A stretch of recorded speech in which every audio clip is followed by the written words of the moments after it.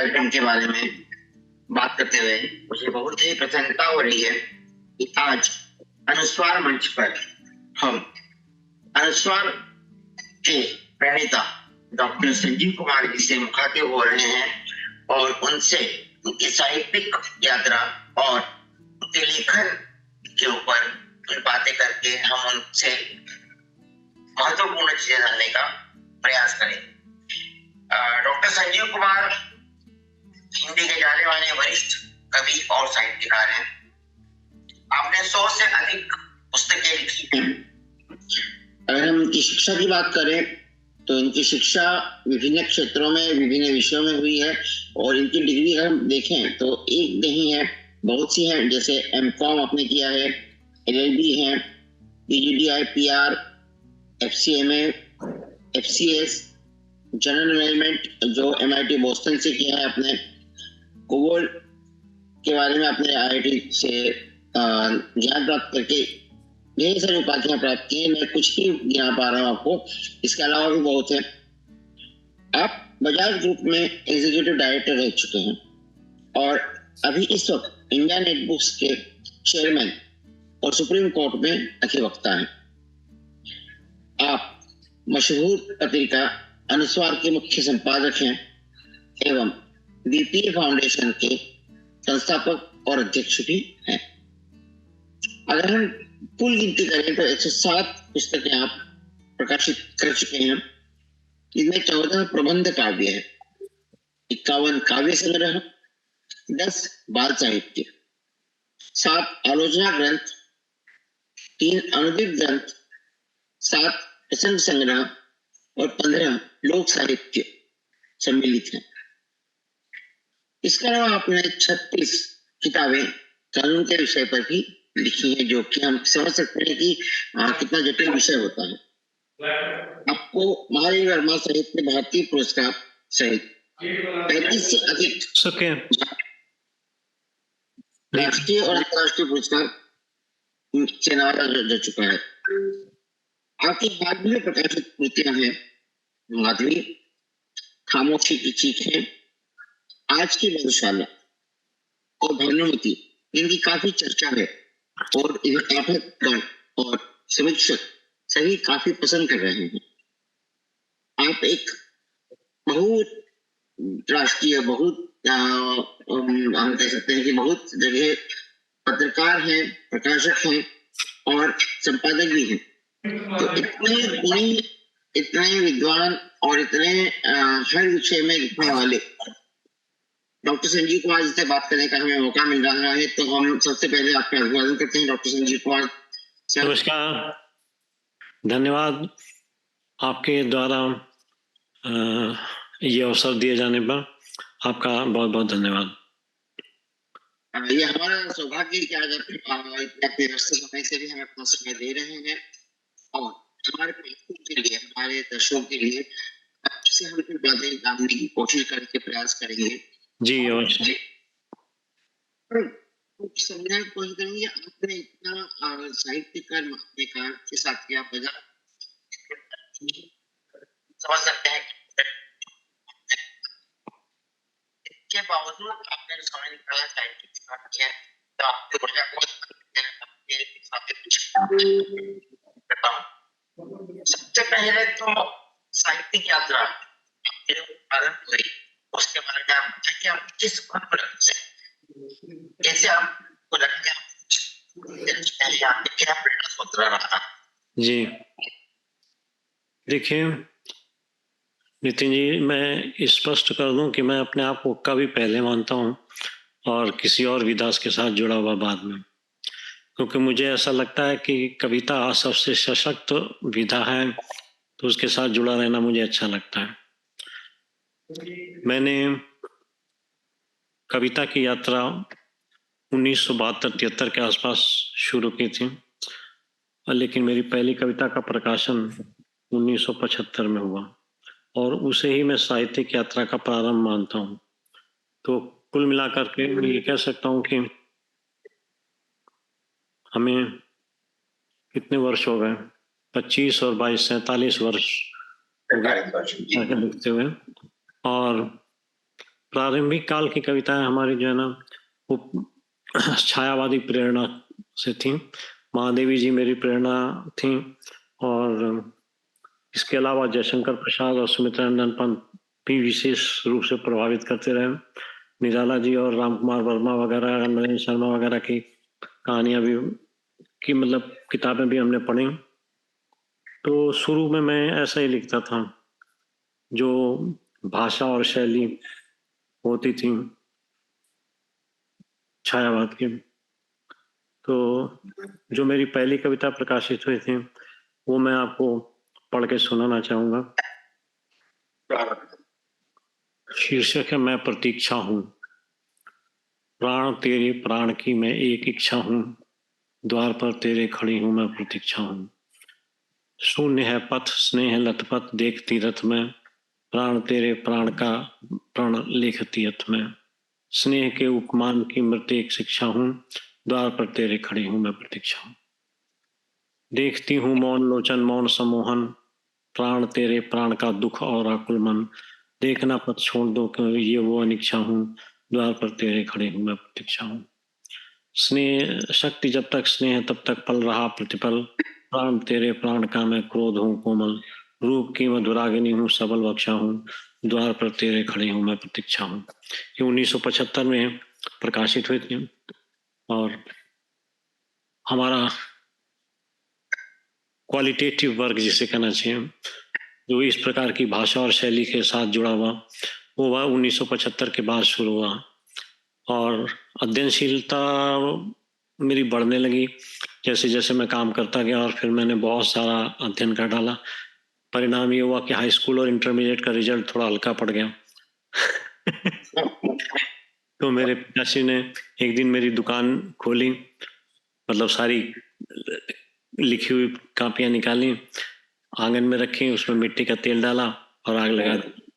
तो इस प्रकार से सृजन का जो पहला चरण था वो समाप्त हुआ।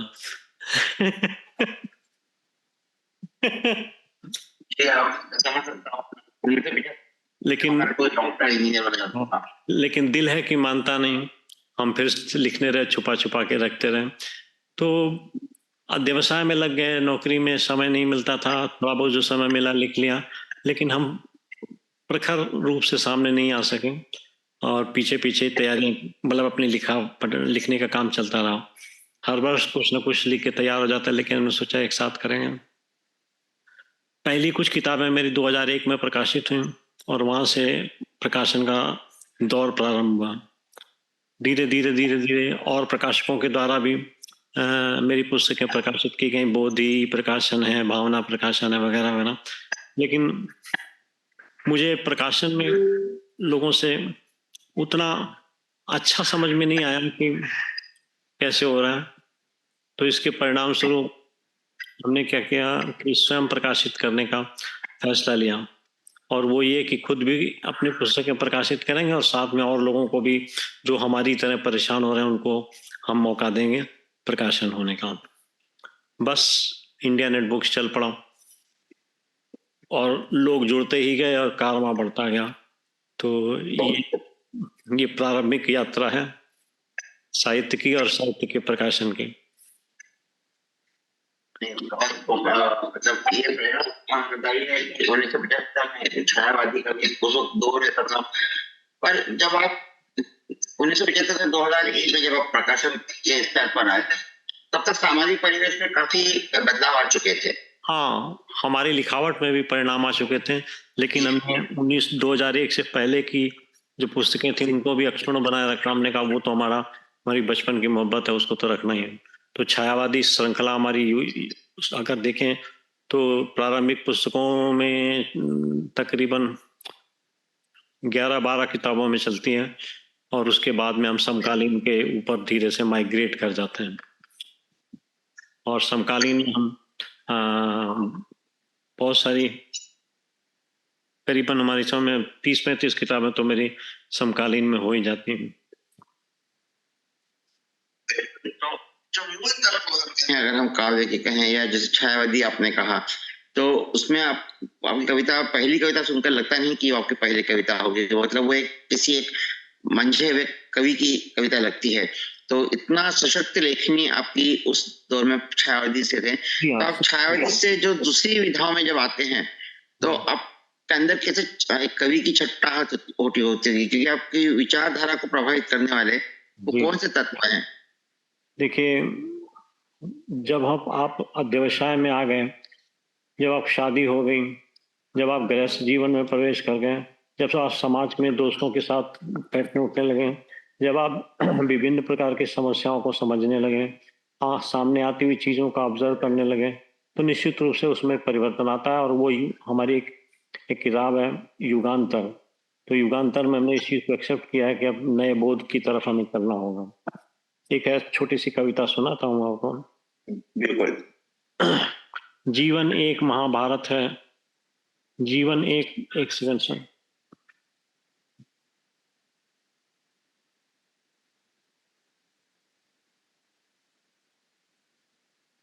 जीवन एक महाभारत है, रण में रोज उतरना, ये 18 दिन का रण क्या, नित ही तो रण करना। मोह पास में बंधा हुआ मन, गीता रोज सुनानी, कर्म योग से लिखनी है जीवन की रोज कहानी। बहुत खूब। पल की आकांक्षा में पलते हैं प्रयास जीवन के, और वेदना में हो जाते हैं अब असफलता में क्षण के। यूं तो ये संसार उसी की इच्छा से चलता है, फिर क्यों मोह माया में फंसा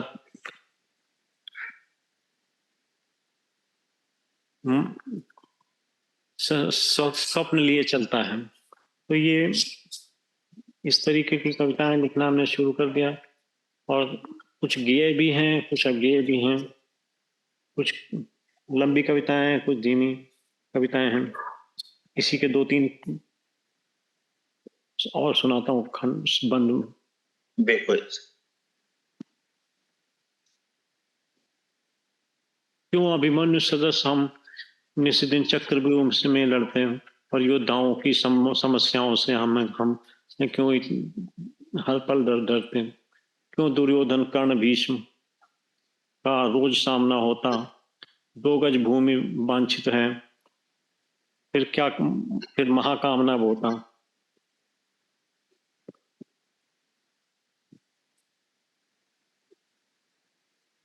स्वयं कृष्ण बनकर सारथ भी हमें चलाएं, और अर्जुन से हम धनुष उठाने के लिए महासमर में जाएं।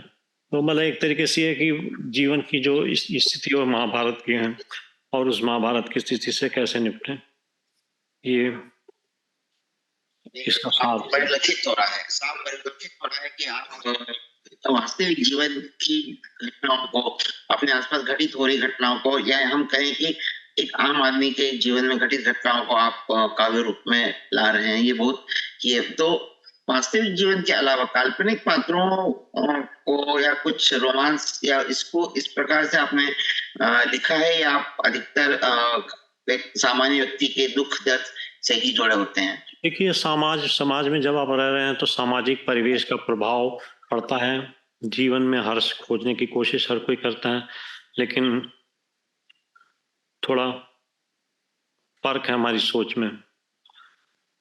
एक छोटी सी कविता पेश है। मन की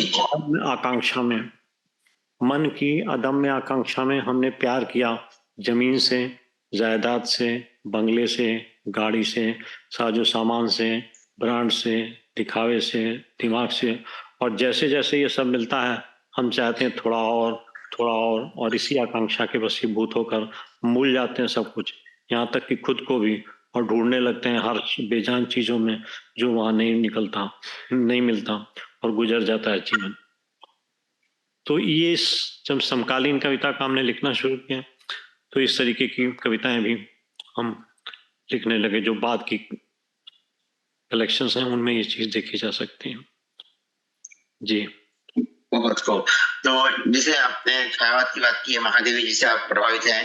महादेवी जी ने भी कहा है मैं नीर भरी दुख की बदला, और आप इस प्रकार की उस जमाने में आपके जमाने में लिखी जाती थी, तो वो दौर और आज के दौर आपको लगता है कि पाठक हैं आज डिजिटल युग में, और उन्हें कैसे जोड़ें? लिखने वाले शायद ज्यादा हैं आज और पढ़ने वाले कम हैं। तो इस गैप को, इस दोनों के बीच के जो अंतर आया है लेखकों और पाठकों का। नितिन जी, मैं आपके प्रश्न से सहमत हूँ, लेकिन हमें ये नहीं भूल जाना चाहिए कि अगर लिखने की समस्या की व्यवस्था बढ़ रही है, क्योंकि फोरम में हमें मिल रहे हैं, नए नए फोरम मिल रहे हैं हमें, इंस्टाग्राम है, फेसबुक है, गूगल है, वगैरह वगैरह। तो इन नए सोशल मीडिया के जो प्रश्न पटल्स हैं, उन पटल पे हम काम कर सकते हैं, लिख सकते हैं और लोग पढ़ सकते हैं।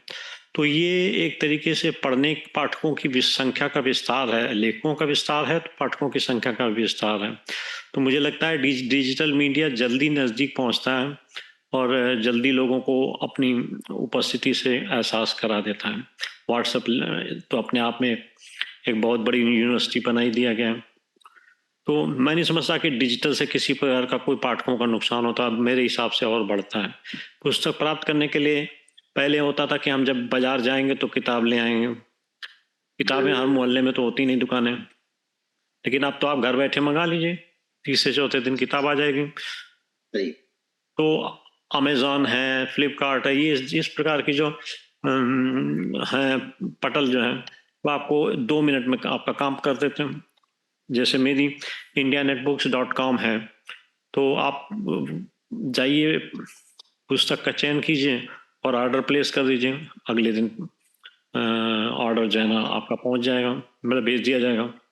तो इस तरीके से मैं ये कहूँगा कि फर्क पड़ा है, फर्क अच्छा भी पड़ा है। कुछ लोग कहते हैं गलत है, लेकिन मुझे लगता है सही पड़ा। अभी आप महादेवी जी की बात कर रहे थे, उस सिलसिले में एक छोटी सी कविता पेश करता हूँ, छोटा एक ही बंद है। मन के सूनेपन में कोई साथ नहीं, मन के सूनेपन में कोई साथ नहीं, पर अपने हाथों में अपना ही हाथ नहीं। दुनियादारी में कितना ही खोया मन, जाग रहा फिर भी है जैसे सोया मन। सारे जग से मिलना जुलना याद रहा, और खुद से कभी मिला तो कितना रोया मन। और जिंदगी क्या है, घटनाएं कितनी ही पर इतिहास नहीं, मन के सूनेपन में कोई साथ नहीं। ये जो दीर्घ अनुभव के साथ ही कविता आती है, और आपका मतलब कविताएं इतनी व्यापक हैं, इतनी सुंदर हैं, तो किसी एक रचना को या किसी एक पुस्तक को प्रिय कहना आपके लिए शायद मुश्किल होगा, पर ये मैं मुश्किल प्रश्न आपके सामने पूछूंगा। इन सब पुस्तकों में, इन सब रचनाओं में अगर आप क्रमवार रखें, सबसे ऊपर आप या सबसे प्यारी आपके कौन सी है, या कौन सा आपके दिल के बिल्कुल पास में है? बड़े बड़े ध्यान से सुनिएगा। अभी कृष्ण की बात कर रहे थे, अभी महाभारत की बात कर रहे थे, उसी में एक छोटी सी चीज सुनाता हूँ, थोड़ा गूढ़ है, मुझे आता है आपसे पकड़ लेंगे। जी जी। अंधेरी रात में तुम्हारा अवतरण, जेल की चहर दीवारी में। अंधेरी रात में तुम्हारा अवतरण, जेल की चहर दीवारी में। कुछ यूं ही था जैसे मन के अंधेरों के बीच, जैसे मन के अंधेरों के बीच इस देह की जेल में, और स्व की बेड़ियों में कैद आत्मा में जन्म लेता है कोई नया प्रकाश। बहुत खूब, बहुत खूब। जैसे मन के अंधेरों के बीच इस देह की जेल में, स्व की बेड़ियों में कैद आत्मा में जन्म लेता है कोई प्रकाश। जाग उठती है चेतना, सो जाते हैं काम क्रोध मदलोभ के सभी पहरेदार, खुल जाती हैं नकारात्मकता के सभी जंजीरें, और कोई वसुदेव सा लेकर चल पड़ता है हमें एक नए लक्ष्य की ओर। तुम्हारे जन्म की घड़ी में सुनता हूं एक अनहद संगीत, और जैसे तुम्हारे रास का रंग गूंजने लगते हैं तुम्हारी गीता के स्वर, बहने लगती है तन मन में कोई नई ऊर्जा, और सपनों के महाभारत में लगता है मुझे भी उठाना होगा गांडीव। आओ एक बार मिला दो अपने शंखनाद का स्वर, कि मैं तुम्हारे सानिध्य में मैं भी जीत लूं अपनी महाभारत, और पालूं तुम्हारे विराट रूप का दर्शन। एक बार बन जाओ मेरे भी सारथी कृष्ण, बता दो मुझे भी कि कैसे जीतूं मैं भी विराट योद्धाओं से भरी अपनी ही ये विशाल सेना। बताओ क्या लिखा है मेरे कर्तव्यों की सूची में, तैयार हूं अब मैं भी बनकर तुम्हारा अर्जुन। जाग उठी मेरी चेतना भी और मेरा विश्वास भी। ये हमारी मंत्र मंत्रमुग्ध करने वाली पंक्तियां हैं आपकी। ये हमारी और जी जी आगे चले। मंत्रमुग्ध करने वाली पंक्तियां हैं और हम कह सकते हैं कि किसी भी भगवत पुराण से गूढ़ है ये और इतने सरल है कि सोचने पर मजबूर करती है कि कृष्ण हमारे अंदर जन्म ले रहा है। ये कल्पना ही अपने आप में एक अनोखी है, अनूठी है। मतलब पहली बार हम इसको सुनते हैं कि हमारे मन के अंधकार कारागृह में कृष्ण का जन्म होता है और विचार का, और उससे हम सब अपने काम क्रोध के पहरेदारों को और कंस को सुला देते हैं। एक बहुत ही अनूठा विचार जो जन्म से महाभारत तक जाता है। तो आपकी जितनी भी प्रशंसा की जाए उतनी कम है। तो ऐसे विचार जब आप लाते हैं तो मैं देख रहा हूँ कि आपकी कविताओं में भारतीय अब हम धर्म ग्रंथ कहें या कृष्ण राम, इनका काफी प्रभाव है। तो एक विचार मन में आता है कि इतना आपका लेखन है, आप अमेरिका में भी बहुत अपने विदेशों में भ्रमण किया है आपका, तो विदेशी किन लेखकों से किसी एक का नाम आप लेना चाहें जिससे आप प्रभावित हुए हो या जिसका लेखन आपको लगता हो कि आपको लगता है कि आप उससे प्रभावित हुए हैं? नहीं, विदेशी विशेषकर प्रवासी भारतीयों के प्रति मैं जरूर कहना चाहूंगा कि जी कई जी लोगों की पुस्तकें मैंने छापी हैं, लेकिन अधिक प्रभावित मैं किससे कहूँ, सभी बराबर हैं और सभी अच्छा लिख रहे हैं अपने अपने तरीके से। तेजेंद्र शर्मा जी की जो कहानियां हैं वो जरूर नायाब लगती हैं और उन्हें पढ़ने का मेरा मन करता है। वो लगातार लिखते रहते हैं, पूर्वाई पत्रिका के वो संपादक हैं और हमारा पूर्वाई के साथ एक टाई अप है कि उनकी वो एक साल की जो कहानियां हैं, कहानियों में से चयनित कहानियां लेकर के हम एक पूर्वाई कथामाला के नाम से छापते हैं। तो शर्मा जी के साथ मेरा अगाध मित्रता है और वो बड़े अच्छे निदेशक भी हैं, हमें गाइड भी करते रहते हैं। तो ये कह सकता हूँ, बाकी अदरवाइज कहने के लिए तो कविताएं अभी मैंने एक संकलन पंछी मेरे देश के प्रवासी भारतीयों के द्वारा लिखी गई कविताओं का संकलन किया है। सभी अच्छे लिखते हैं अपने अपने विषय में, अपने अपने भाव में, अपने अपनी शैली में, सभी अच्छा लिखते हैं। बहुत खूब कहा आपने, और आपने कहा प्रवासी भारतीयों, और आपका दिख रहा है आप कितने प्रवासी भारतीयों के साहित्य के लिए आप उनको प्रकाशित करने में भी आप कितनी मदद करते हैं उनकी, ये साफ दिखता है आपके कार्य से। तो ऐसे नए उदयीमान कवियों को या लेखकों को जो प्रवासी है उनके लिए आप क्या संदेश देना चाहेंगे? वो किस प्रकार से लिखें कि जिससे वो आज के साहित्य से जुड़े भी रहें और मतलब जिसको पाठक पढ़ सके, क्योंकि आपका अनुभव है, आपने लिखा भी है, छापा भी है और आप पढ़ते भी हैं और पत्रिका भी चलाते हैं। तो नए उदीयमान लेखक क्या करें, मतलब क्या लिखें? 3 बातें कहना चाहूंगा इस संदर्भ में। जी सबसे पहली ये कि प्रवासी भारतीय जब किसी दूसरे देश में पहुंचते हैं तो उनके सामने 2 चीजें होती हैं। पहली, वो धरती जो वो छोड़ के आए या जहां वो कभी कभी जाया करेंगे, तो उसकी याद, ये पहली चीज हो गई। दूसरी चीज हो गई, वहां पर सेटल करने के लिए उनको जो परिश्रम और परेशानी या जो भी कुछ झेलना पड़ा, उसके उसके अनुभव और संस्मरण। और तीसरा ये, वहां की धरती पर जाकर के जो वो सीख रहे हैं, वहाँ की संस्कृति के बारे में, वहाँ की भाषा के बारे में, वहाँ की साहित्य के बारे में, उसे हिंदी में पहुंचाना। मैं देख रहा हूँ कि अधिकांशतः प्रवासी भारतीय अपने भारत की यादों को लेकर के ही चलते हैं।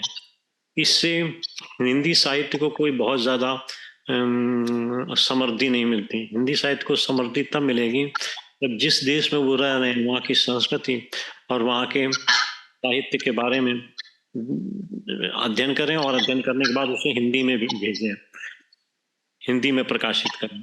तो उससे क्या होगा कि हमें पता चल सकेगा कि विभिन्न देशों की, जहां हमारे प्रवासी भारतीय रह रहे हैं, उन देशों की क्या स्थिति है, क्या संस्कृति है, क्या वहाँ का साहित्य है और क्या विशेषताएं हैं जिनको हिंदी में समाहित किया जा सकता है और समृद्ध किया जा सकता है। तो ये 3 बातें मेरे से समझ में आती हैं जो मैं प्रवासी भारतीयों को कहना चाहूंगा। वो खूब मेहनत कर रहे हैं, हिंदी के प्रचार प्रसार के लिए बहुत सारे कदम उठा रहे हैं और साधुवाद और बहुत बहुत अभिनंदन उनका कि वो इस तरीके के प्रयासों में रहते हैं। लेकिन हमारे जो हमने सजेशन दिया है इस पर भी थोड़ा विचार करना उचित लगेगा लोगों को। जी, ये बहुमूल्य सुझाव है आपका, और ये इस पर सभी को गौर करना चाहिए और सभी इस पर काम करें तो निश्चय ही उनका लेखन समृद्ध होगा और वो इसको अपने आप को बहुत लोगों तक पहुंचा पाएंगे। तो इसी में एक सवाल ये आता है कि आप मतलब देखिए, अगर आप काम आपने जो आपका कार्य क्षेत्र है वो भी कॉर्पोरेट वर्ल्ड, अधिवक्ता, कानून और इस पर भी रहा है और लेखन भी। इसके अलावा व्यक्तिगत अभिरुचियां आपकी और क्या हैं जो आपको स्ट्रेस फ्री करती हो या डिटॉक्सिकेशन का काम करती हो, ताकि आप में और ऊर्जा मिलती है, क्योंकि समय मिलता कैसे होगा आपको? नहीं मिलता है, समय मिलता है, बड़े आराम से समय मिलता है।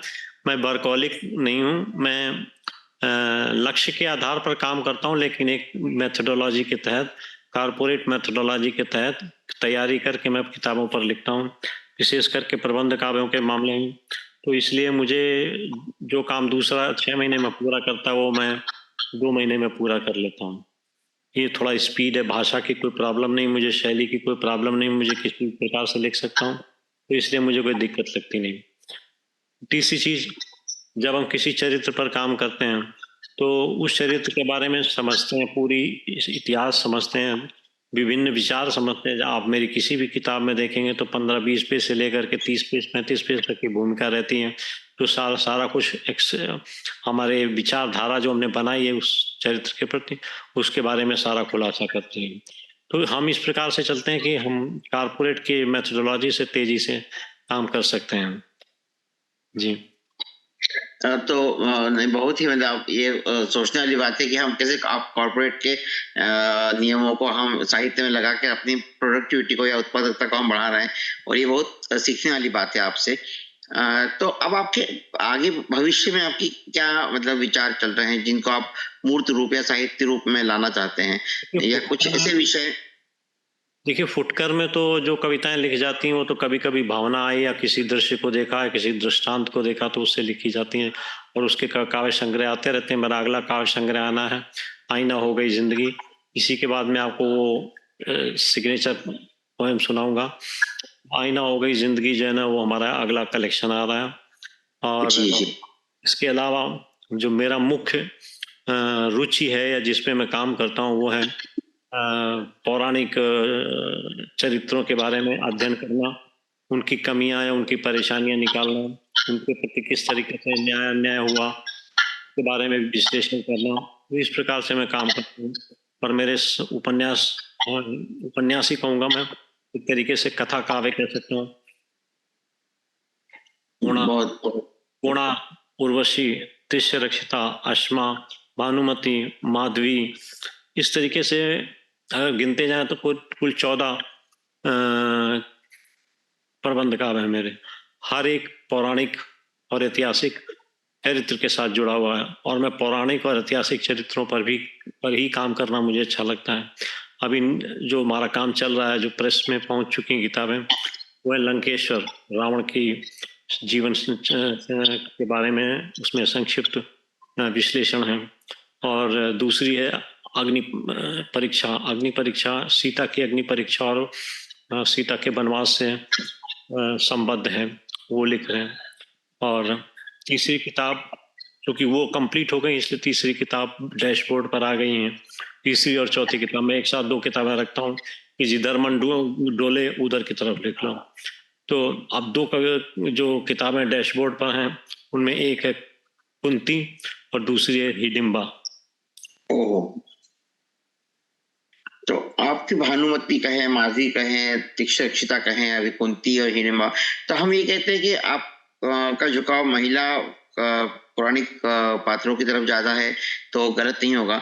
तो ऐसे और भी पात्र हैं जिनके बारे में हम नहीं जानते हैं, क्योंकि भानुमति, माधवी, इनके बारे में बहुत लोग नहीं जानते हैं, इनके नाम भी हम नहीं जानते हैं। उर्मिला जी को डेफिनेटली मैथिली गुप्त जी की वजह से काफी नाम मिला, यशोधरा को भी। तो ऐसे पात्रों को तो काफी न्याय मिला है, और ऐसे बहुत पात्र हैं जिनको न्याय नहीं मिल पाया है। तो आपका ये जो रचना कर्म है निश्चित ही इनको आगे लाएगा।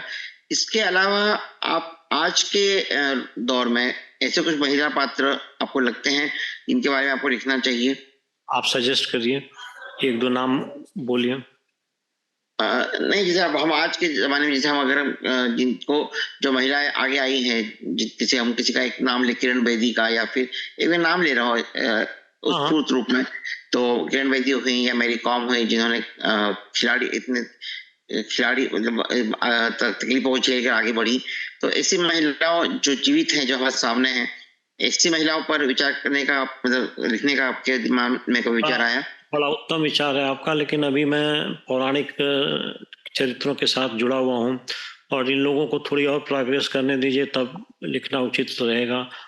किसी चीज जीवन काल में किसी के ऊपर अच्छा या बुरा लिखना अच्छा नहीं होता, तो इसलिए उनके जीवन पर उनके सामने ही कुछ कहना ठीक नहीं लगता मुझे।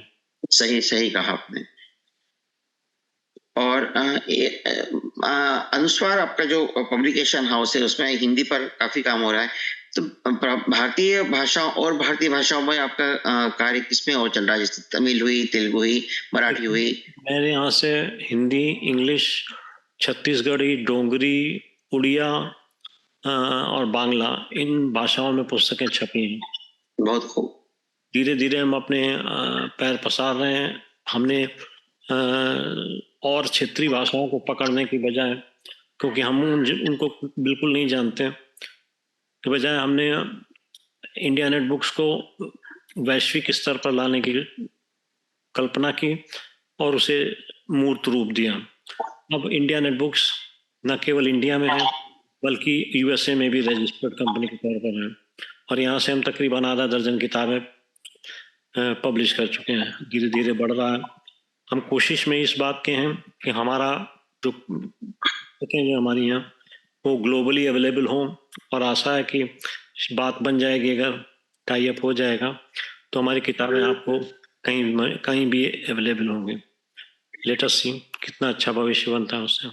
नहीं, आपका जो कार्य है और आपकी जो कार्य प्रणाली है, मतलब जो आपका अभी तक का कार्य और कार्य प्रणाली इतनी सुगठित है कि वो आगे बढ़ते जाना है, उसने वट वृक्ष का रूप लेना है, इसने इंडिया नेट बुक्स और आगे बढ़ेगी, हम जानते हैं ये। क्योंकि जिस प्रकार से क्रमबद्ध तरीके से और प्लानिंग करके आप आगे बढ़ रहे हैं, इसको आगे बढ़ने से कोई नहीं रोक सकता। और आपने जो विविध विषय लिए हैं। एक सूचना देना चाहूंगा कि जी, India net books printed books का काम करती थी शुरुआत में, और वो हार्ड बाउंड और पेपर बैक पुस्तकों का प्रकाशन करती थी। फिर उसने किंडल बुक्स का प्रकाशन शुरू कर दिया, और अब ऑडियो बुक्स का प्रकाशन हम लॉन्च करने जा रहे हैं जनवरी में। हमारी ऐप, तो ऐप बेस्ड ऑडियो बुक्स भी उपलब्ध होंगी। बहुत ही मतलब आप मतलब समय से चल रहे, समय के साथ चल रहे हैं, और या कम कहें समय के आगे चल रहे हैं पब्लिकेशंस में या किताबें सब दर्शकों के पाठकों के सामने लाने में। क्योंकि हम पाठक कहें या दर्शक कहें, कि जो पढ़ रहा है, सुन रहा है, उसको हम जो दर्शक ही है, वो एक तरीके से पाठक तो है ही वो। तो बिल्कुल आप समय को, आपकी नब्ज को पकड़ लिया है आपने। पाठन दो तरीके से हो सकता है। पहला तो देखकर और पढ़कर, और दूसरा सुनकर। सुनना भी तो श्रव्य माध्यम है संप्रेषण का। बिल्कुल बिल्कुल। वही बात बनती है, और ऑडियो बुक्स में सुनने का ही तो मजा होगा कि आप कहीं भी हैं, आपने शुरू कर दिया और आप सुनते चले जा रहे हैं। पढ़ने की दिक्कत नहीं करनी है, कोशिश। दूसरा, हमने एक नया प्रोग्राम किया है बाल कला रचनाकारों का। जी जी। छोटे बच्चे हैं जो 6 साल से लेकर के और 15 साल के बीच के बच्चों की किताबें, उनकी प्रतिभा को उजागर करती हुई किताबें हम पब्लिश कर रहे हैं। तकरीबन 1 दर्जन किताबें हम पब्लिश कर चुके हैं। और इस प्रकार के कोई अच्छे, अगर आप प्रतिभाशाली बच्चे आपकी नज़र में हों, तो कृपया उन्हें हमसे संपर्क में लाएं, ताकि उनकी किताबों का पब्लिश करके उनका उत्साह बढ़ाया जा सके। ये बहुत खूब है, क्योंकि होनहार जो बच्चे होते हैं, जो बच्चों को एक मंच मिलना बहुत बड़ी बात होती है, और फिर वो एक बार पुष्प पल्लवित हो जाएगा आपके मंच से, तो उसको आगे ही बढ़ना है, उसमें कोई दोहराए ही नहीं है। तो जैसा मैं देखा, हमने बात की कि आप कविताओं आपका पहला प्यार है, और आप लेख भी लिखते हैं, बच्चों का साहित्य भी लिखते हैं। तो मतलब लेखन, अगर हम गद्य की बात करें तो उसमें भी आपका उतना ही पक्का हाथ है। तो गद्य में लिखने में आप कहानी या कथा या उपन्यास ज्यादा आपको दिल के करीब लगता है, या फिर आप प्रबंध काव्य में ही आप? लिखी नहीं, क्योंकि गद्य लिखना मुझे नहीं आता। हाँ, हमने कुछ लघु व्यंग्य कथाएं जरूर लिखी हैं, जो जिसमें से पहली लॉट अभी व्यंग्य यात्रा में पब्लिश हुई है, तो वो हमने जरूर लिखी है। और आलोचना पर मैंने कुछ काम किया है, कुछ जी जी जी। तो कोशिश कर रहा हूँ कि कहानी की विधा में भी थोड़ा सा बढ़ूं, लेकिन अभी तो केजी और मॉन्टेसरी वाली स्कूल पर हूँ। नहीं, समझ रहा हूँ मैं। और नाटक हुए या क्योंकि एक लेखक नाटक भी के लिखे जो हम मैंने, चैलेंजेस की बात बाल करते नाटक हैं। भी लिखे मैंने। जी जी, वही। तो जब आप प्रबंध काव्य लिखते हैं तो आपने जितने उर्मिला पर या फिर हम तीसरी रक्षिता पर बात करें, माधवी पर बात करें, तो प्रबंध काव्यों को अगर आप सोचे कि इसको अगर हम नाट्य रूप में लिख पाए, क्योंकि मैंने शरदचंद्र जी के देखे कि कहानियां भी हैं, उसी पर नाटक भी है। विजया एक याद आ रहा है मुझे। ऐसा विचार में है, ऐसा विचार में है। जी जी, तो उससे क्या होगा कि या हम मराठी बात करें तो मराठी में नाट्य संगीत मतलब होते थे जिसमें कविता रूपी डायलॉग होते थे, संवाद होते थे। तो ऐसे भी आप अगर आपके नाटक हैं या किताबों में सब उसके बारे में हम दर्शकों को बताना चाहेंगे। क्योंकि इवेंट ऐसी है जो संवाद पूर्ण है। अगर संवाद पूर्ण इवेंट राइटिंग है तो उसको नाटक में परिवर्तित करने में अधिक समय नहीं लगेगा। अब मैं आपको एक छोटी सी अपनी लघु व्यंग्य कथा सुना देता हूँ, शायद आपको पसंद। जी जी जी जी, स्वागत है। आनंदी बुआ। आनंदी बुआ मेरा कैरेक्टर है जो डिफरेंट प्रकार की प्रॉब्लम्स को डील करता है। जी जी। और आनंदी बुआ आ गई, सबने उनके पांव छूकर आशीर्वाद दिया। बुआ ने आशीर्वाद दिया, महंगाई की तरह दिन दूना रात चौगुना बढ़ते रहो। सब लोग हंस पड़े। बुआ डांटते हुए बोली, क्यों हंस रहे हो सब? सही आशीर्वाद दिया। इतनी महंगाई बढ़ाने के लिए 56 इंच का सीना चाहिए, तो वही आशीर्वाद दिया है ना। सब बोले, सही है बुआ जी, 56 इंच का सीना बड़े बड़े काम कर रहा है। बुआ कमलू की तरफ देखकर बोली, क्यों कमलू, तेरी पढ़ाई कैसी चल रही? और कमलू शक पकाते हुए बोला, बहुत बढ़िया, एकदम मस्त। तो बुआ बोली, पता है, बढ़िया तो है अपनी अर्थव्यवस्था की तरह, जिसकी असलियत कोई नहीं जानता, पर झंडे चारों तरफ फहराए जा रहे हैं। और मस्त है सरकार की तरह कि क्या चल रहा है सरकार को ही नहीं मालूम, पर खुशी खूब बट रही नारों में। कमलू चुप रहा, पूर्व प्रधानमंत्री की तरह, और मुस्कुराया जैसे अच्छे दिन आने वाले हैं। राम भरोसे विस्मित होकर बोला, दीदिया क्या पहली बुझा रही हो? सीधे सीधे बताओ, नहीं तो अपनी समझ से बाहर हैं। राम भरोसे तू तो रहेगा बुद्धू का बुद्धू। आनंदी बुआ बोली, महंगाई पिछले कुछ सालों में इतनी तेजी से बढ़ी है और रुपए की कीमत घटी है। कोई चीज ले लो, पेट्रोल डीजल और गैस के दाम तो बेहिसाब बढ़े, दालों के दाम बढ़ गए, सब्जियों के दाम बढ़ गए। कौन सी चीज के दाम कम हुए? पेट्रोल के दाम गिरने पर पेट्रोल डीजल के दाम कम नहीं हुए। हाँ, रुपए के दाम जरूर घटे हैं। सरकार का जवाब क्या है? पेट्रोल डीजल गैस के दाम अंतर्राष्ट्रीय बाजार से नियत होते हैं, खाद्य पदार्थ मौसम के कारण महंगे हुए हैं, और रेल किराए की बढ़ती लागत का नतीजा है। और रुपए की कीमत, वो तो डॉलर के मूल्य बढ़ने के कारण गिरे। तो इसमें गलत क्या दीदिया? राम भरोसे हिम्मत जुटाकर बोला। दीदिया ने डपट कर कहा, मूड मगज, तुझे कुछ पता भी है? अर्थव्यवस्था शर्मरा रही। वही तो। बुआ खुश हो गई जैसे उनका किसी ने बिना शर्त समर्थन कर दिया हो। ममता ने टोका, और वो अर्थव्यवस्था वाली बात, वाह वाह छोरी तो तेज हो गई है, लेकिन अच्छा सवाल है तो ध्यान से सुनो। अर्थव्यवस्था किसी देश के उत्पादन, उपभोग और व्यापार के कार्यकलापों का हिसाब किताब होती है, इसे कुल घरेलू उत्पाद कहते हैं। देश का विकास इसकी बढ़ोतरी की दर से आंका जाता है। फिर हाथ घुमाकर बोली, भारत की विकास दर निरंतर घट रही है। मूडी का कहना है कि इस साल विकास दर 5.4% रहेगी। ममता बोली, इससे क्या? वह घबराने वाली स्टाइल में बोली, अरे इसके कारण तो महंगाई बढ़ने और रोजगार घटने की आशंका बढ़ जाती है, पर सरकार तो कह रही सबका विकास हो रहा है। ममता बोली। आनंदी बुआ ने कहा, पता नहीं बेटा, मुझे तो जुमला ही लगता है, और उठकर चल दी। बहुत बहुत तीखा व्यंग है और बहुत समय सामयिक और सटीक है। और आपका गद्य भी आपके पद्य की तरह ही प्रवाह से भरपूर है। जो प्रवाह चलता है उसमें हम कहीं रुक ही नहीं पाते हैं। तो बहुत ही, तो आपका गद्य भी उतना ही सशक्त है। तो मैं चाहूंगा कि आप कहानियां भी लिखेगा कि जिस प्रकार से आपने आनंदी बुआ के चरित्र को बढ़ाया है आगे, तो एक एक सशक्त महिला है जो हर विषय में जानकारी रखती है।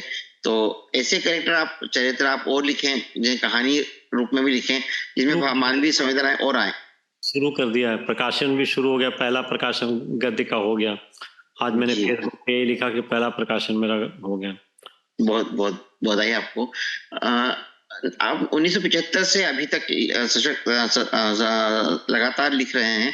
एक माध्यम और आता है लेखक के लिए, मुझे हमें लगता है कि हम फिल्मी संगीत कहें या नॉन फिल्मी संगीत कहें जिसको गाया जाता है, या गजल गायक हो, गजल गायन में हो या गीत में हो, तो ऐसे कभी आपके गीत आपने कोशिश की, आपके कुछ गीत जो किसी और गायक ने गाए हों जो उपलब्ध हैं जिसको हम सुन सकें या हमारे दर्शक सुन सकें?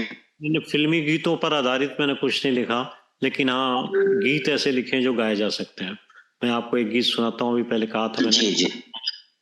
तो ये सिग्नेचर पोएम है हमारी नेक्स्ट कलेक्शन की, तो सुनिए। शीर्षक है आईना और कविता इस प्रकार है। याद आए सभी बीते दिन, याद आई वो सारी खुशी, याद आई गमों की घड़ी, आईना हो गई जिंदगी, आईना हो गई जिंदगी। हाँ वो बचपन के दिन, वो खिलौनों के दिन, खेल के दांव से याद आते हैं अब, खिलखिलाती है मन में खुशी, आईना हो गई जिंदगी। बहुत खूब। यारियां खुशियां दुश्वारियां, मिलना और छूटना, जुड़ना और टूटना, याद आती है हर वो घड़ी, आईना हो गई जिंदगी। हाँ वो ख्वाबों के दिन, वो किताबों के दिन, मद भरी पल और छिन, ऐसा कैसा सफर वो हंसी, आईना हो गई जिंदगी। ये अपनी जिंदगी के हर 10 साल पर एक बंद है। अब जवानी सही बात। जी जी। प्यार का सिलसिला साथ कोई मिला, दुनिया भी बस गई कुछ कसक सी रही, पर मिला ना वो कारण कभी, आईना हो गई जिंदगी। कारवां चल पड़ा सब जहां चल पड़ा, मैं भी चलता रहा सब निकलता रहा, रुक गई फिर भी क्यों बंदगी, आईना हो गई जिंदगी। और आखिर में दिल में सबकी खुशी हो तसल्ली भली, झूठे सब मायरे अध खुले दायरे, कोई दिल से न पूछा कभी, आईना हो गई जिंदगी। आखिरी बंद है। अबरू पहले पटल पर हुए हैं अटल, कुछ सुहाने से पल कुछ रूहानी गजल, गीतों में ढल गई बेबसी, आईना हो गई जिंदगी। इस प्रकार बहुत की बहुत खूब गीत है आपके, और हर मतलब छोटी छोटी दो दो लाइनों में भी इतनी गहराई वाली बातें हैं कि रुक क्यों गई बंदगी, मतलब उसे में हर चीज आ जाती है कि एक वक्त हम लोग बंदगी करना छोड़ देते हैं, या फिर इतना अटल पटल, इतने अजीब मतलब शब्दों को आप लाते हैं कि सोचा भी नहीं जा सकता इनको जोड़ा जा सकता है कविता में। और आपका भाषा पर प्रभुत्व ये इससे साफ दिखता है, मतलब इससे सीखने वाली बात है कि लोगों को पढ़ना बहुत जरूरी है, जब पढ़ेंगे तभी वो उस पर लिख पाएंगे। एक अभी और सवाल था मेरे। एक गजल और सुना देता हूँ। आपने चर्चा की थी गजल की, जी तो जी।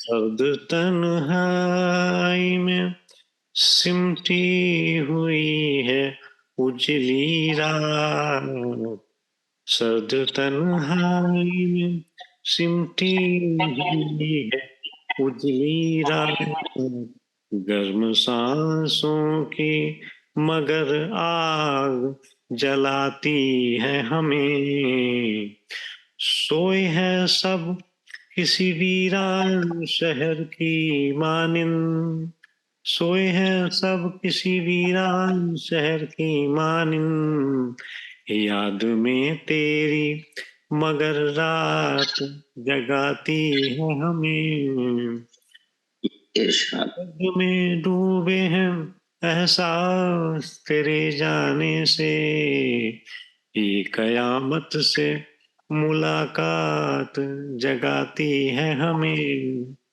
और कुछ साथ रहे या गम ही नहीं, तू नहीं साथ यही बात सताती है हमें, कैसी किस्मत की मिले और मिलके दूर हुए, कैसी किस्मत की मिले और मिलके दूर हुए, दूर से भी तेरी आवाज बुलाती है हमें, भूल बैठा हूँ तेरे प्यार में जमाने को, जर्द ये चांदनी और रात जलाती है हमें, सर्द तन्हाई को सिमटी हुई है उजली रात, गर्म सांसों की मगर आग जलाती है हमें।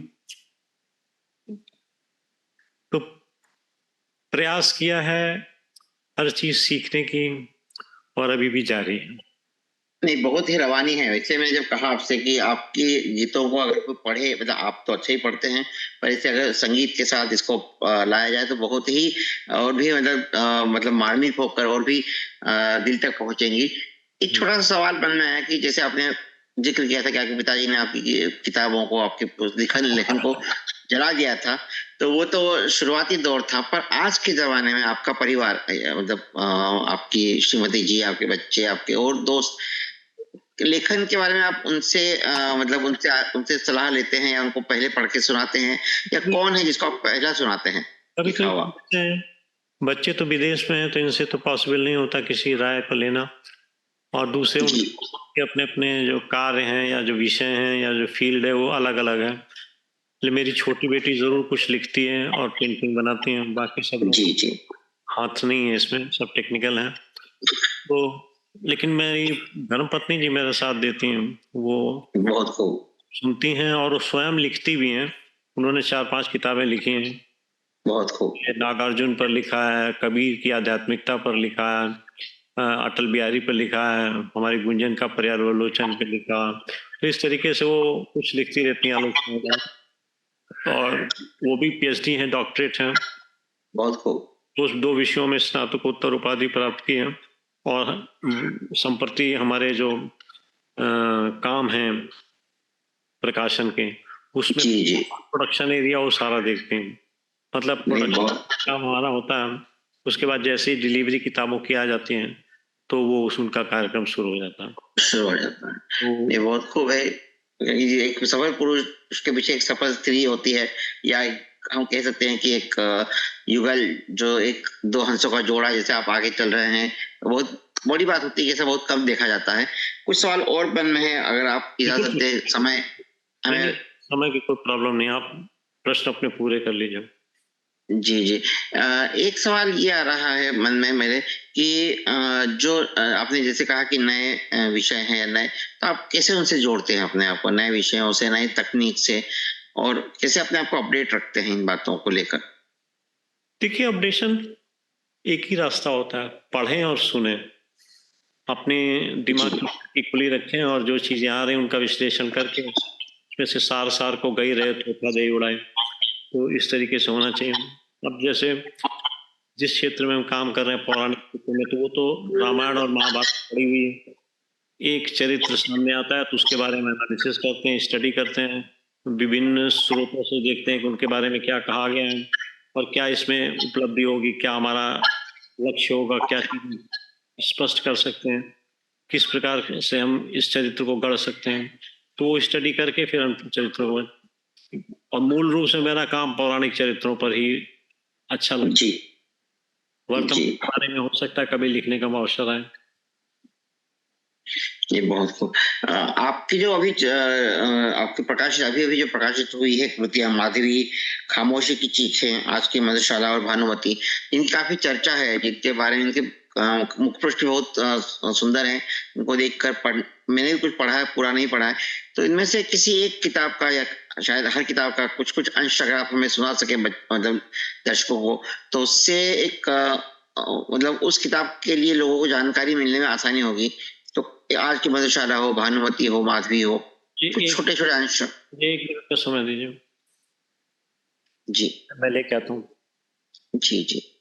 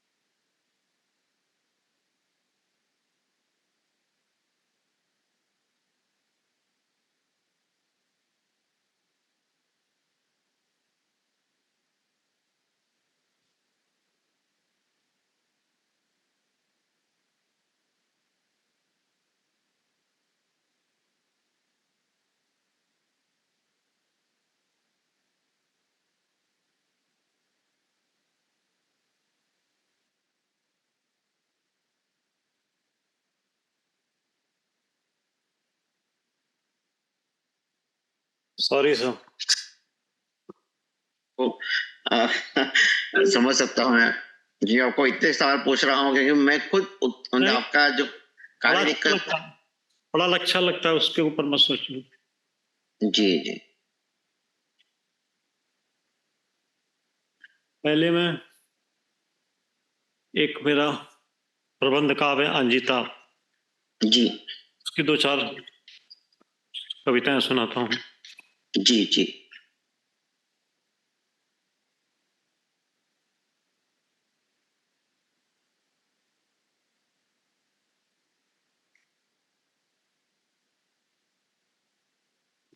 जीवन में आकुलता के पल बेचे अपने पंख पसार, तब नीरव कानन में मेरे सुमनों का लेकर संसार, श्रद्धा से मधुपग धरती वो संस्कृति दीप्तिमान हुई, सौम्य दीप की छवि जीवन में मधुरित सी छविमान हुई।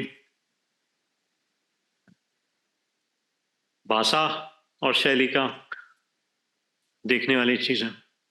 बहुत बहुत खूब है, मतलब हम खो जाते हैं जी।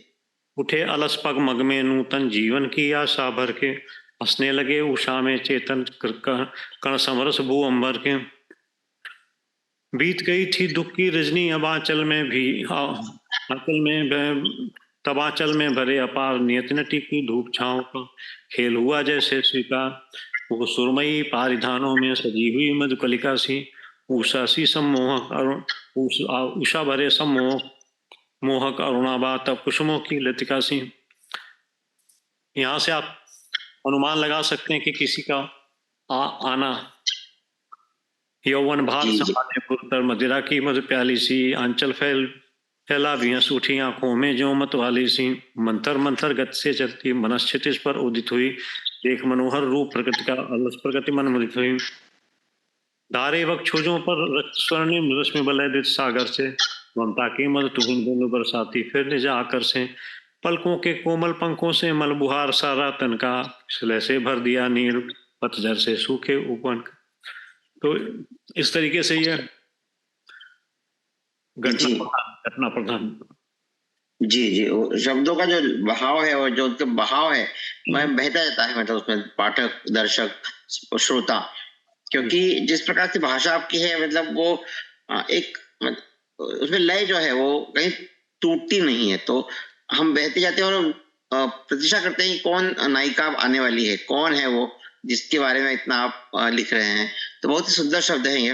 जी, मैं ये महसूस करता हूँ, यह मेरा अनुभव है, मेरी सोच है कि कविता के लिए आवश्यक है वाक्यम रसात्मकम काव्यम। बिल्कुल अगर सही। नहीं है या कवित्व नहीं है या गेयता नहीं है तो वो बेकार है, चाहे वो छंदों में हो या बिना छंदों के, गेयता और लय और ये सब चीजें होनी जरूरी है। आप एक परिदृश्य उपस्थित करते हैं आंखों के सामने, मतलब हम हमारी आंखों के सामने वो दृश्य अपने आप ही आ जाता है जिसके बारे में आप कह रहे हैं। तो इतने सुंदर सुंदर कविताएं आपकी हैं।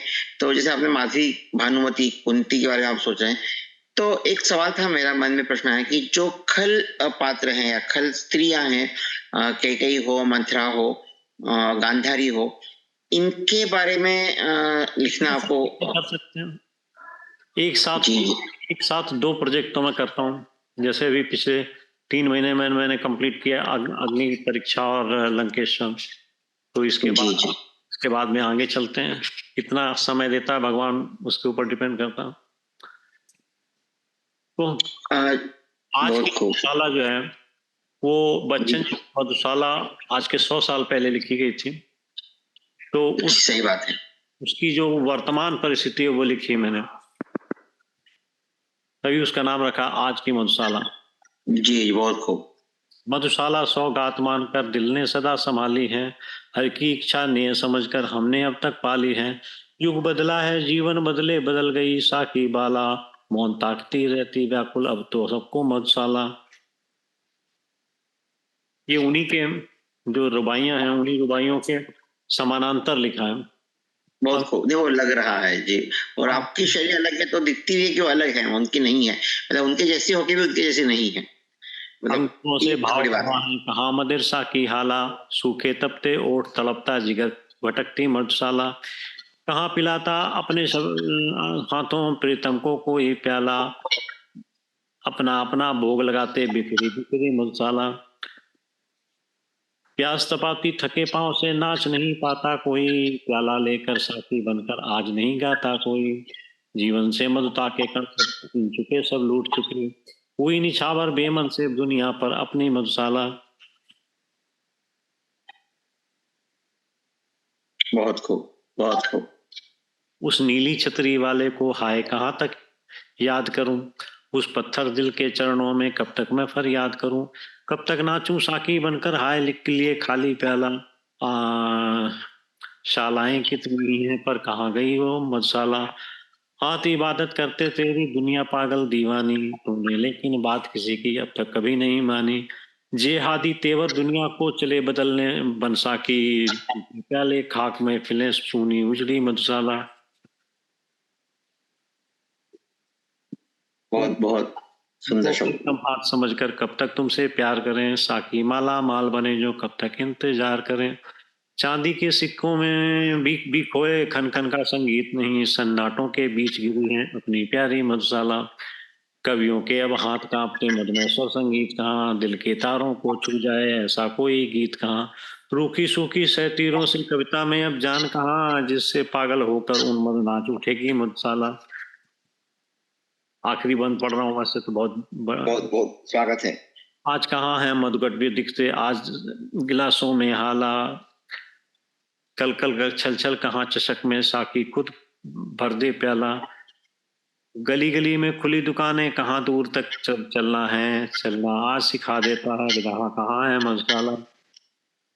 तो इस तरीके से बहुत बहुत खूब। कविताएं लिखी हैं और ये किताब है आज की मधुशाला। आज मधुशाला नहीं, बहुत ही मतलब सुंदर है और आज के उस परिदृश्य में इतनी सटी बैठती है कि आज की ही भावनाओं को और आज के जो हमारे मन के अंदर चल रहा है उसको आप उसको ला रहे हैं मधुशाला के रूप में, तो बहुत ही सुंदर है ये। और आखिर में आपको एक कविता सुनाता हूँ जो छायावाद की एक जी उदाहरण होगी, उसके बाद सभा में आप अगले प्रश्न पूछ सकते हैं। जी जी।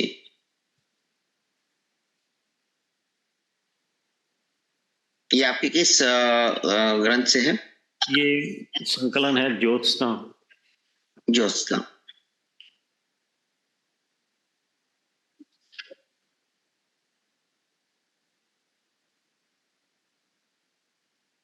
कविता है, कहाँ मेरे आंसू के मोल, कहाँ मेरे आंसू का मोल, परस के दुख के मधु हिंदोल। खाली उपमान देखने की चीज है। जी जी जी। दुख के मधु हिंदोल, मौन करुणा के नीरव बोल, छलकते कोमल पलकें खोल, कहाँ मेरे आंसू का मोल।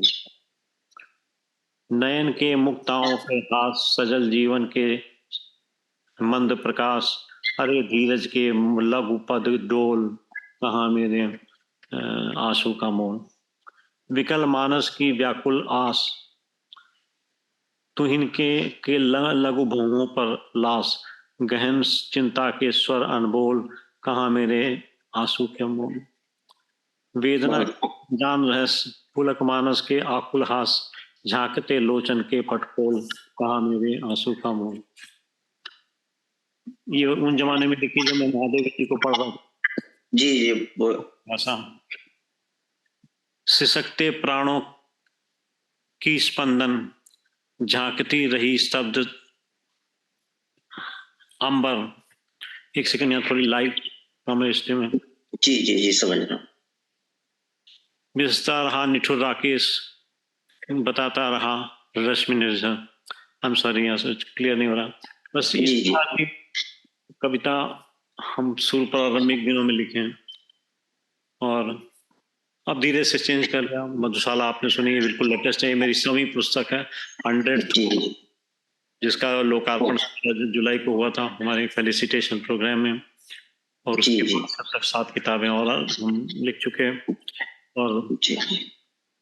और जारी है जब तक आप सब लोगों का नहीं, हमारे तो शुभकामना आपके साथ सपोर्ट बना रहेगा, जोश जारी रहेगा और लिखते रहेंगे। नहीं, आप 107, 108, 200, 500, 1000 ऐसी और किताबें लिखें तो ये तो हमारी शुभकामनाएं आपके साथ पे हैं, और आपने इतनी बातें हमें सिखाई बताई हैं कि जो किसी भी नए लेखक के लिए या पाठक के लिए, श्रोताओं के लिए उतनी ही उपयोगी हैं जितना हम कह सकते हैं कि एक सूर्य प्रकाश से हमें जो सूर्य प्रकाश से ऊर्जा मिलती है, तो इतनी ऊर्जा हमें आपकी इन बातों से मिली है। तो अगर मैं आपको धन्यवाद तो देना ही चाहता हूँ मैं, पर एक अंतिम में सवाल मन में आ रहा है कि आपने इतने चरित्रों को लिखा है, आपने उनके बारे में इतना जानकारी रिसर्च किया है, तो कोई ऐसा चरित्र जो आपको आपके अंदर अंदर समा गया हो, जिससे आप बाहर नहीं निकल सके हो, या जिसने आपको बहुत कुछ सिखाया हो, ऐसे किसी चरित्र के बारे में आप बताना चाहेंगे? माधवी। जी जी, तो मेरा क्या आपको लगा? जी, माधवी मेरा महाकाव्य है, और उसकी जैसी स्थिति या बद कहना चाहिए, क्या कहें, मिसयूज जी जी, किसी शख्सियत का मुझे और जगह पर नहीं मिलता। जी जी, दूसरा मिलता है सिर्फ सीता के केस में। जी, तो ये दो चरित्र ऐसे हैं जिनको मैं भूल नहीं पाता, और मैं बार बार अनुभव करता हूँ, और किताब को कई बार जैसे बदल चुका मैं। माधवी की तो एक साथ लिख दी थी, लेकिन अग्नि परीक्षा में कई बार बदल चुका हूँ। कहीं जी, कठिन चला जाता है। प्रश्न सिर्फ ये होता है कि जो मर्यादा पुरुषोत्तम जिनको हम कहते हैं, जी, ऑल रिस्पेक्ट, मैं भी उनकी पूजा करता हूँ, बट जी, जी, जब जब उनको हम खड़ा करते हैं कटघरे में, तो फिर वो चीजें अलग से दिखती हैं। बिल्कुल, जो मर्यादा पुरुषोत्तम अपने परिवार की मर्यादा और अपनी पत्नी की मर्यादा को नहीं बचा सका, वो मर्यादा पुरुषोत्तम कैसे कहा जा सकता है? जी, जी, बिल्कुल आपने सही शब्द कहा, और आपकी जो प्रश्न है समसामयिक हैं, और वो मतलब प्रश्न उठाते हैं मन में, और उनके उत्तर भी आप खुद देते हैं। तो आप जब आप पात्र के बारे में लिखते हैं, सीता के बारे में आपने लिखा, माधवी के बारे में लिखा, तो इतना आप आपके चरित्र को आपने उनको पढ़ा और आपने समझा उनको, ये बहुत बड़ी बात है, वो भी पुरुष होकर। तो एक साधुवाद है आपके लिए, बधाई है मेरी तरफ से, और शुभकामनाएं कि आप ऐसे और चरित्रों को लाएं। जैसे आपने हिडिंबा कहा, जानते हैं पर बहुत नहीं जानते हैं उनके बारे में, तो उनकी मनोदशा, उनकी वेदना, उनके संतापों को आप दर्शकों तक ला सके, ताकि वो पात्र हमसे बात कर सके, संवाद कर सके, अपने बारे में हमें बता सकें। तो ये बहुत बड़ी बात है, तो आपने हमें इतना समय दिया, ये हमारे लिए गौरव की बात है, और मैं धन्यवाद देना चाहता हूँ। आप अपने पाठकों को या कुछ बताना कहना चाहेंगे, मतलब लेखकों को, अगर हम इसको हम समेटना चाहें तो उसके लिए? देखिए, लेखकों के लिए मेरी सिर्फ एक सलाह है कि जितना लिखो उससे ज्यादा पढ़ो। बहुत खूब। पहले खुद कढ़ो, जब कढ़ जाओगे तो गढ़ोगे तो अच्छा लगेगा। बहुत सुंदर। ये पाठकों के लिए हमारा कहना ये है कि शरीर को भोजन देते हो, मस्तिष्क को भोजन क्यों नहीं देते? इसीलिए empty mind is devils workshop हो जाता है। बिल्कुल सही कहा आपने। तो इसलिए सब लोग अपने मंथली बजट में एक परसेंटेज या एक अमाउंट फिक्स करो, और उस अमाउंट से किताबें खरीदो, तो बच्चे भी पढ़ेंगे, उनका भी ज्ञान बढ़ेगा, उनकी भी चीजें, उनकी सोच स्वस्थ होगी, और आपकी अपनी भी सोच स्वस्थ होगी। तो इसलिए हमारा ये कहना है कि पाठकों को और अभिभावकों को, दंपतियों को अपने खरीद फरोख्त में, शॉपिंग में, किताबों के लिए भी कुछ धनराशि, 100 रुपए ही सही, 200 रुपए सही, 500 रुपए सही, जितनी उनकी श्रद्धा हो वो करें, और उसमें किताबें खरीदें और पत्रिकाएं खरीदें, जिससे मस्तिष्क को भोजन दिया जा सके और अपने व्यक्तित्व में संपूर्ण निखार आ सके। ये बहुत बहुत सही कहा आपने। तो इतने मतलब ये बहुमूल्य सुझाव, बहुमूल्य बातें आपने बताई, इसके लिए हम सब आपके लिए अनुस्वार मंच की तरफ से हम आपके आभारी हैं, और हम चाहेंगे हम आपसे ऐसी बातें और करते रहें। हमने बहुत समय, आपका बहुमूल्य समय लिया है, उसके लिए आपको कितनी बार धन्यवाद देता हूँ। फिर मिलते हैं किसी नई किताब पर। हाँ नहीं, बिल्कुल बिल्कुल, आपकी अगली किताब का जैसे ही आप मतलब आपने बताया कि आप कॉर्पोरेट वे में काम करते हैं, तो अगली किताब कब लॉन्च कर रहे हैं, ये दर्शकों को हम बताना चाहेंगे, मतलब टेंटेटिव डेट या टेंटेटिव समय? जनवरी में 2 किताबें लॉन्च होने की संभावना है, अग्नि बहुत परीक्षा, बहुत बधाई। अग्नि परीक्षा और लंकेश में।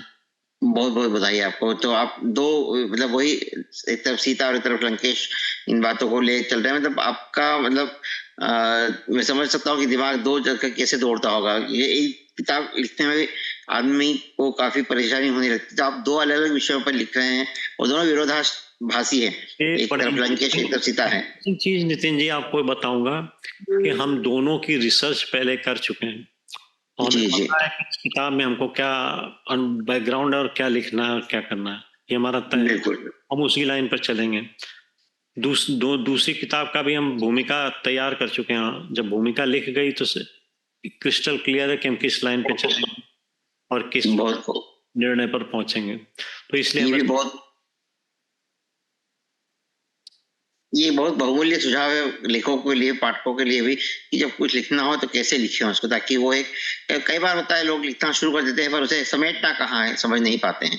तो जब आप भूमिका लिखते हैं जी, बड़ी छोटी सी किताब है, इसका नाम पढ़ रहे होंगे आप, वासव दत्ता। जी जी जी, वासव दत्ता, जी जी। वासव दत्ता किताब जो है ना बहुत छोटी है, 60 पेज की है। इसे चाय पीते पीते शुरू किया था और डिनर खत्म। क्या बात है, उदयन वासव दत्ता की कहानी है ये? हाँ, ये आगरा वाली जो कणिका थी। जी जी जी जी।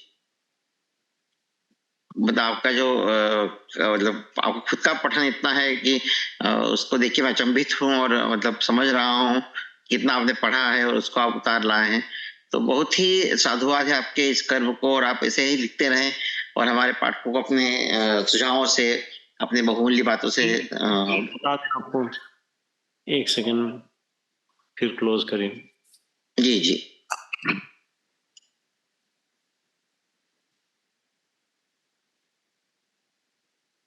वासव दत्ता की थीम में कहा है जी, देवी देवी प्रज्ञा पर यही तम है गिरा, देवी प्रज्ञा पर यही तम है गिरा,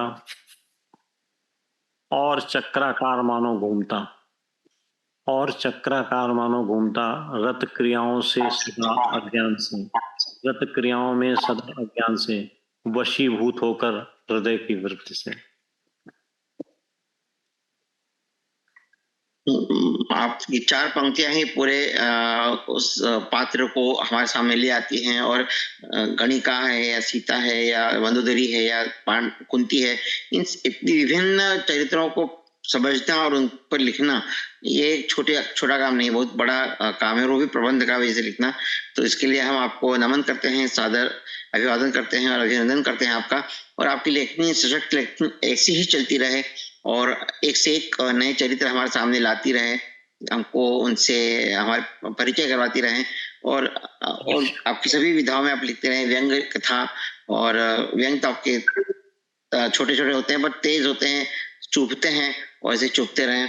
तो इन सब भावनाओं के साथ हम आपको अनुस्वार मंच की ओर से आपको आभार प्रदर्शन करते हैं और धन्यवाद प्रदर्शन करते हैं। आपने इतना बहुमूल्य समय हमें दिया। हमारी तरफ से भी आप सबको बहुत बहुत धन्यवाद और आभार। दुबई आऊंगा, आप सब लोगों से व्यक्तिगत मुलाकात भी होगी, तो ऐसे मिलते हैं। और आज के लिए धन्यवाद। बिल्कुल बिल्कुल, हम आपका स्वागत करेंगे, हम आपका इंतजार कर रहे हैं, प्रतीक्षा कर रहे हैं आपकी। और जैसे आपने जिस पहली